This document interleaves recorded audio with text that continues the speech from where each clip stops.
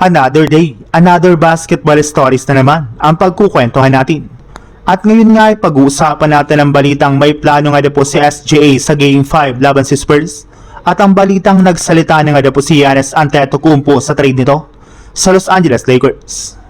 Kita nga po sa camera na kahit manatalo ang OKC Thunder sa kanilang Game 4 nung nakarang araw laban si Spurs ay pangiti-ngiti lang naman nga po si Shai Gilgeous-Alexander sa kanilang bench kasama ang kanyang mga teammates. Kaya mukhang meron nga po talaga itong nakahandang plano para sa kanilang darating na Game 5. Well, para nga po sa inyong kaalaman, kahit man nga po napwersa pa ng Spurs ang kanilang serya sa best of 3, ay hawak pa rin naman nga po dito ng OKC Thunder ang home court advantage sa kanilang Game 5 at maging sa kanilang Game 7 kapag umabot pa dito ang kanilang bakbakan. Sinabi na rin naman nga po ni Shai Gilgeous-Alexander sa kanyang interview na pinapangako nga po niya na sisiguraduhin ang kanilang team na may papanalo nga po nila ang kanilang Game 5. Kailangan nga po na makuha agad nila dito ang momentum at magamit ang kanilang home court advantage para ma-outplay ng Spurs simula umpisa hanggang sa pagtatapos ng laban. Kapag nakuha nga po nila dito ang panalo ay magkakaroon nga po sila ng tsansa na i-close out ang kanilang serya sa Game 6 sa lugar ng San Antonio.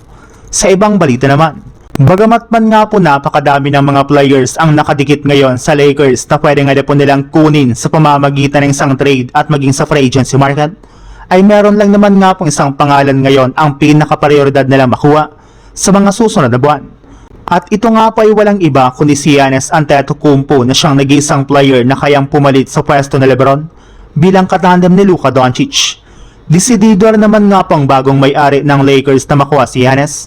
Since sinabi nga po nito na isa pa rin naman nga po ang Lakers sa mga teams na gusto nga po niyang sunod na paglaruan kung sakasakali man na i-trade siya ng Milwaukee Bucks ngayong offseason. Isa rin naman nga po si Luka Doncic sa mga players na gusto nga po niyang maging katandem sa iisang kupunan.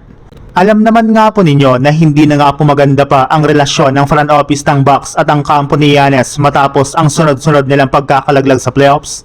Kaya pagkakataon na nga po talaga ng Lakers na tuparin na ang matagal nang gusto na mangyari ni Giannis Antetokounmpo.